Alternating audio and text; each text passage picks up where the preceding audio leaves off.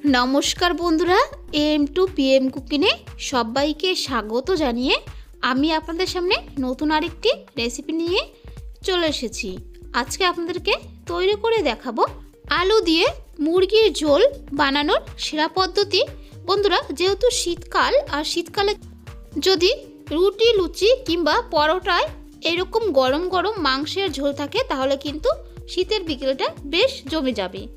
তাহলে চলুন বন্ধুরা, আর কথা না বলে রেসিপিটা শুরু করা যাক। রেসিপিটা বানানোর জন্য এখানে আমি ওভেন জ্বালিয়ে ওভেনের উপর একটা কড়াই বসিয়ে দিয়েছি। কড়াইতে দিয়ে দিয়েছি পরিমাণ মতো তেল। তেল গরম হয়ে গেছে। এখানে আমি দুটো মাঝারি সাইজের আলু এইভাবে কেটে নিয়েছি। এই দেখুন বন্ধুরা, একটু বড় সাইজ করেই আলুগুলো কেটে নিতে হবে। আলু কেটে ধুয়ে ভালো মতো পরিষ্কার করে নিয়ে নিয়েছি। এখন এই আলুর টুকরোগুলো আমি এই তেলের মধ্যে দিয়ে দিলাম।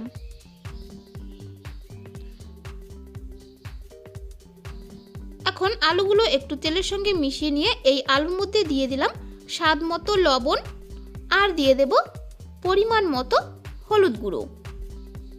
এখানে আপনারা আলুর মধ্যে অবশ্যই হলুদ আর লবণ দেবেন। হলুদ আর লবণ আলুর সঙ্গে মিশিয়ে নিয়ে আলু ভেজে নেব। এইভাবে যদি আলু ভাজার সময় আলুতে লবণ আর হলুদ দেওয়া হয়, আলুর একটা সুন্দর রং আসবে। আলুগুলো এপিট উপিট উল্টে পাল্টে ভেজে নেব, তবে একেবারে কিন্তু বেশি ভাজবো না, হালকা ভাজবো। এই দেখুন বন্ধুরা, আলুগুলো ভাজা হয়ে গেছে। এখন ছাঁকনির সাহায্যে তেল ছেঁকে আলু একটা পাত্রে তুলে নেব। বন্ধুরা, রেসিপিটা সম্পূর্ণ দেখবেন, স্কিপ করে দেখবেন না। স্কিপ করে দেখলে কিছুই বুঝতে পারবেন না। আলু একটা পাত্রে তুলে নিয়েছি। এখানে আমি নিয়ে নিয়েছি 1.5 কিলো মুরগির মাংস। মুরগির মাংসর টুকরোগুলো ঠিক এরকম হবে, একেবারে বেশি বড়ও না আর একেবারে বেশি ছোটও না। এখন আমি এই মুরগির মাংসের টুকরোগুলো ভেজে নিব তেলের মধ্যে দিয়ে।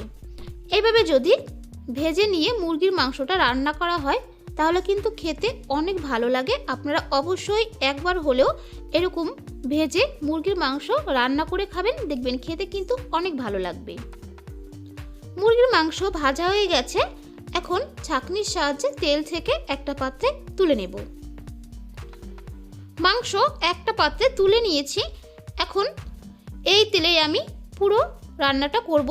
এইভাবে যদি মুরগির মাংস ভেজে নেওয়ার পর ওই তেলেই মাংস রান্না করা হয় তাহলে কিন্তু খেতে অনেক ভালো লাগে। প্রথমে দিয়ে দেব 2টো তেজপাতা, 4টা এলাচ, পরিমাণ মতো দারচিনি।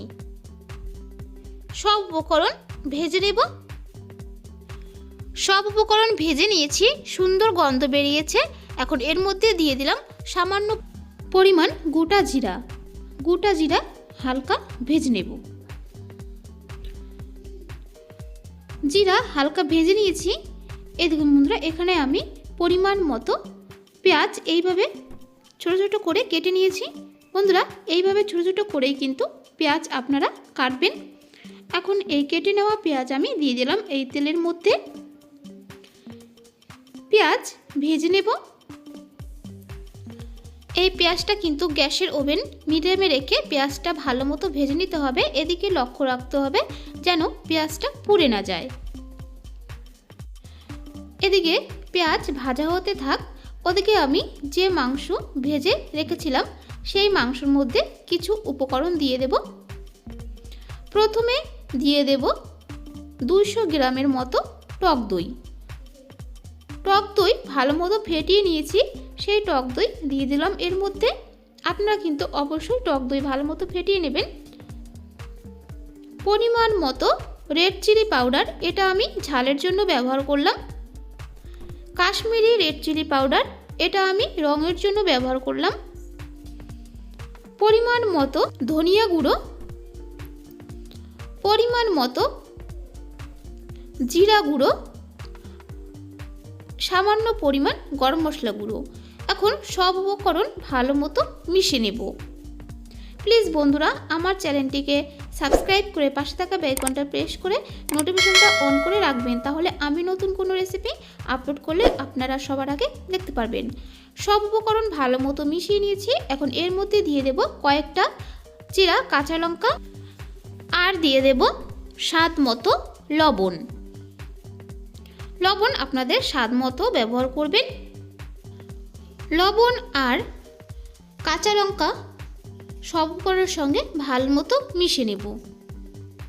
সব উপকরণ ভালো মতো মিশিয়ে নিয়েছি। এখন আমি এটা 10 মিনিটের জন্য ঢাকা দিয়ে রেখে দেব। এদিকে পেঁয়াজ ভালো মতো ভাজা হয়ে গেছে। দেখুন বন্ধুরা, এরকম কিন্তু পেঁয়াজ ভালো মতো ভেজে নিতে হবে।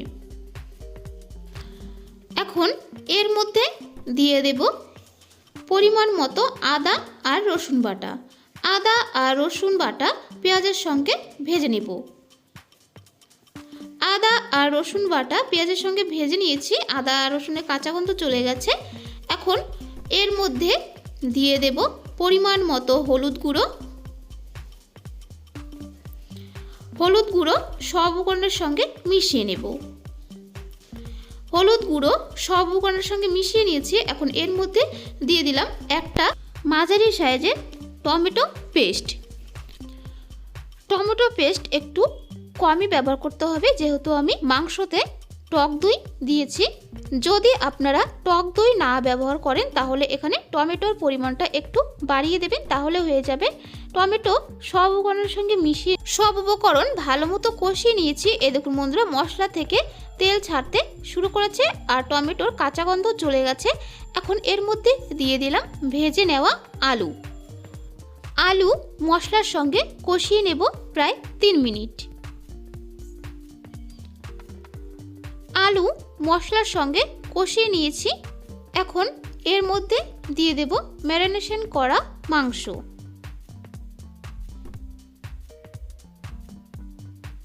মাংস সব উপকরণের সঙ্গে ভালো মতো এইভাবে নাড়াচাড়া করে মিশিয়ে নেব।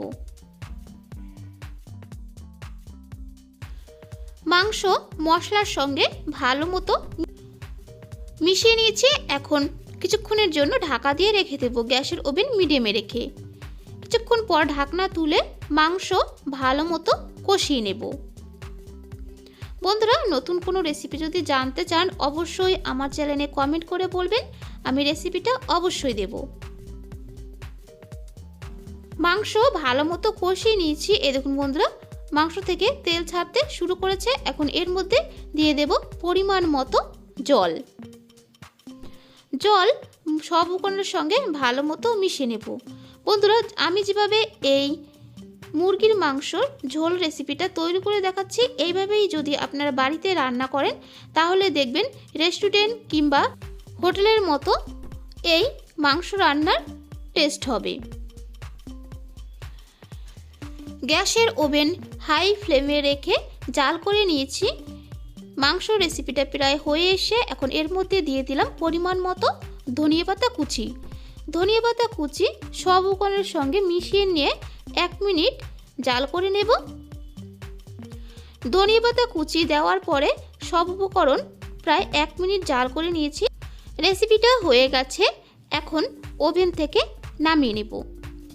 আলু দিয়ে মুরগির ঝোল রেসিপি একদম তৈরি হয়ে গেছে। বন্ধুরা, রেসিপিটা কেমন লাগলো অবশ্যই আমার চ্যানেলে কমেন্ট করে বলবেন আর লাইক শেয়ার করতে একদম ভুলবেন না। বন্ধুদেরকে সম্পূর্ণ রেসিপিটা দেখার জন্য অনেক অনেক ধন্যবাদ। আজ তাহলে এই পর্যন্তই। আবারও কোনো নতুন রেসিপি নিয়ে আপনাদের সামনে চলে আসব। আপনারা ভালো থাকবেন, সুস্থ থাকবেন।